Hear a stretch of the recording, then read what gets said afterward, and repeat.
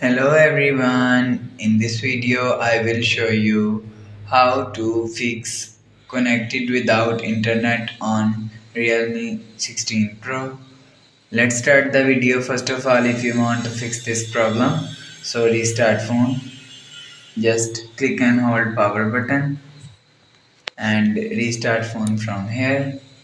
After restart phone, you will see your problem is solved. But if it not solved, and click on settings app. Now in settings, scroll down to and click on system and update. After click on system and update, click on backup and reset.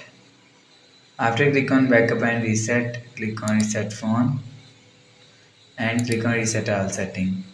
Enter your phone pin and click on reset. So it just reset all setting, it's not clean and remove your phone memory and data. After the process, go back to home screen and you will see your problem is solved. But if it's still not solved, again click on settings app, scroll down, and click on sound and vibration. After click on sound and vibration, click on do not disturb and turn off do not disturb. After turn off do not disturb, you will see your problem is solved.